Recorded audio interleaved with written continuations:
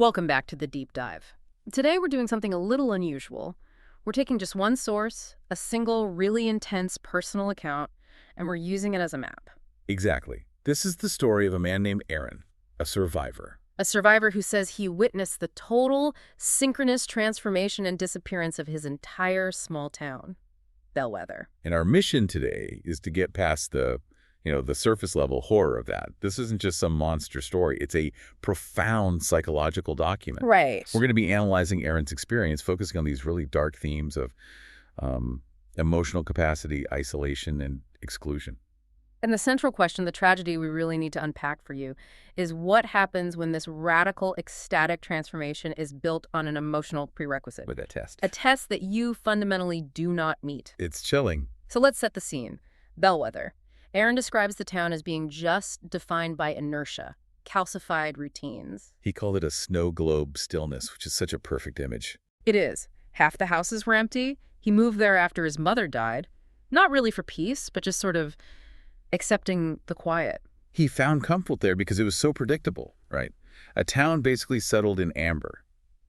And that stasis is so crucial because it makes what happens next just completely jarring. It wasn't a town hiding some big secret passion. No, not at all. It was a town of quiet resignation.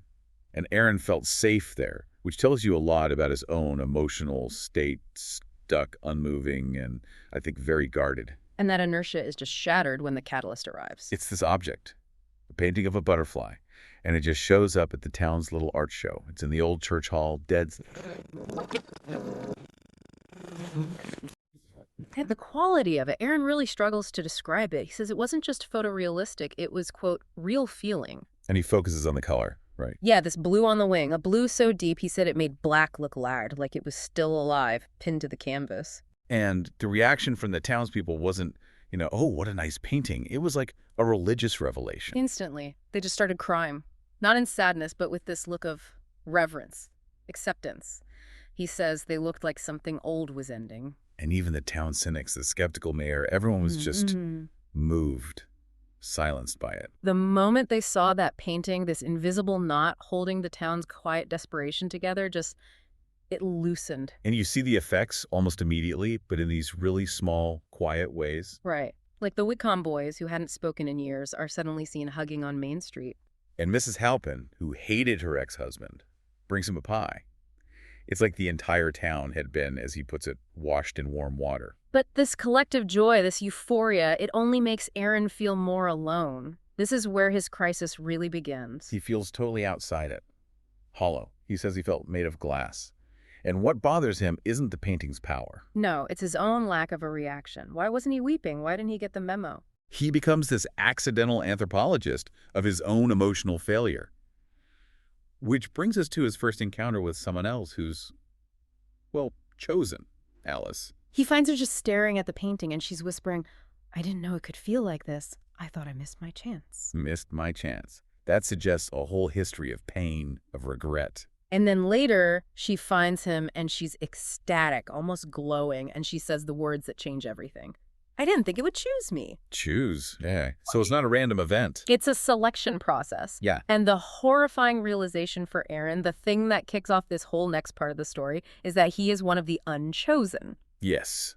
And the true horror suddenly isn't the butterfly. It's failing the emotional test. Exactly. He starts to see this pattern, that this thing, whatever it is, requires an emotional state that he and a few others just lacked. They're suddenly out of sync. It becomes this horrifying study of an internal deficit.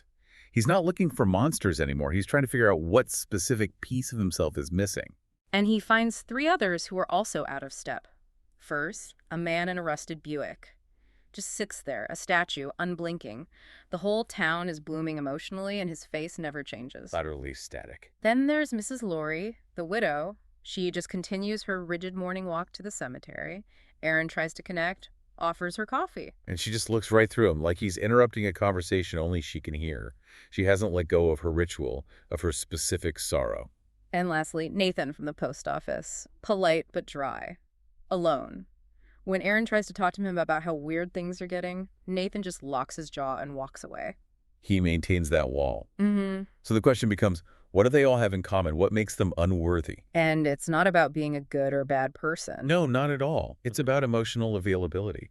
And that becomes terrifyingly clear when he confronts Mrs. Laurie. He finds her in the church and he asks her why she isn't like the others. Her first answer is just simple grief. She says, "There's no one left for me." But that's before she changes. Right. He finds her later and she is radiant. She has that same terrifying joy. And she whispers the key, the absolute central mechanism of this whole event. What does she tell him? She says, "It finds what still aches, a wound you've grown used to holding." Let's just pause on that. A wound you've grown used to holding. That isn't just sadness. That's pain that's alive. It's vulnerable. Exactly. You look at Aaron, he moved to Bellweather to bury his pain. He wasn't holding his wound. He built a wall around it. He encased it in that snow globe stillness. So there's a difference between his passive isolation and their active, vulnerable ache. And that's the distinction that matters. It's horrifying. His self-protection, his shield, is actually what disqualifies him. And then Mrs. Laurie delivers the final judgment. To his face. She looks at him with this transcendent clarity and says, "You never learned how to ache, did you?" And that one sentence just reframes his entire life. His isolation wasn't a defense mechanism that worked. It was an absence, a void that made him incompatible with what was coming. So if the ache was the currency, then part 3 is the transaction, the phenomenology of the bellwether bloom. And the buildup is so ritualistic. It's not chaotic, it's calm, which makes it even more unnerving. It starts with humming. The whole town walking single file at midnight, holding candles, humming this wordless memory.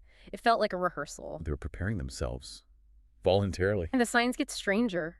The dancers in the town square, a couple twirling, and the man has blood trickling from his eye, soaking his shirt. But no one panics. They watch it like it's a beautiful performance. People are drawing spirals, insect wings on trees, burning letters on their porches, love notes, confessions. It's a final communal unburdening. A final act of vulnerability before the main event. And the main event, the blooming, happens just before dawn, in perfect, terrifying unison. The changed just froze. Yeah. Mid-step, mid-breath, all tilted toward the sky. And the physical process that Aaron describes, this is where your mind just splits because it's so gruesome, but described with this tenderness. He says it starts with a shiver and then the skin just parts gently. His analogies are insane. Like, someone had unzipped a coat. Or fruit being opened by steady, loving hands. There's no struggle. That's the key. No screams. Almost no blood. The muscle, he says, slid away in long, warm ribbons. Bones crumbled to dust. The ribs didn't break. They unfolded like petals. Its dissolution is art. The sounds were quiet, tender, like a release, all while they're smiling. Laughing even. They're embracing it completely. They were just happy to be going home. And the source is arguing here that the body was just a shell that unlocked itself. And from the remains, something rises. But it's not the butterfly from the painting. That was just the invitation. Right. This is the result. It's a massive, translucent, veined entity, too beautiful to be real, he says. And he realizes it's built from what had been inside them. Love, partnership, desire, the collected spirit.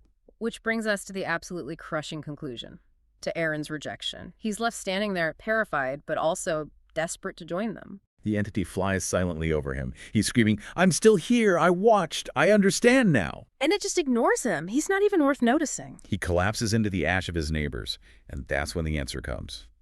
Not a voice, but a thought whispered inside his own skull. Because there's nothing in you to transform. That's it. His carefully guarded hollowness, the thing that saved his life, also damned him. He's found 3 days later, half buried in ash, and his summary to the rescue crew says it all. They were loved, that's why they got to leave. And his trauma in the hospital. It's not about the gore. He's haunted by the unbearable joy he witnessed, the connection. Everyone thinks he's lucky to have survived, but he is just agonizingly jealous. He knows he didn't survive because he was strong. He survived because he was empty. His shield became his cage. He's not jealous of their death. He's jealous of their fulfillment, their final radical connection. And that's the real psychological horror of this entire account. So when you synthesize all of this, the source is really detailing a profound psychological tragedy that's it's masked as this spectacular physical horror. Aaron's ultimate knowledge wasn't about some cosmic butterfly. It was about the depth of his own hollowness. He missed his chance, And now he has to live with knowing exactly what he lacks. And that lack of connection, that's the insight we want to bring back to you. This source really challenges the idea that being objective or well-informed is enough. Aaron was a perfect observer. He cataloged everything. But the people of Bellweather weren't prepared by knowledge. They were prepared by their capacity for radical vulnerability. They were prepared by their wounds. They weren't saved by their strength, but by the fact they allowed themselves to ache and never fully walled it off. Which leaves us with a final thought for you to mull over. If transcendence requires a wound you've grown used to holding, does protecting yourself from emotional pain ultimately make you incapable of experiencing the deepest forms of connection? And for Aaron, and maybe for us, is total survival sometimes the greatest and most isolating punishment of all. Something to consider.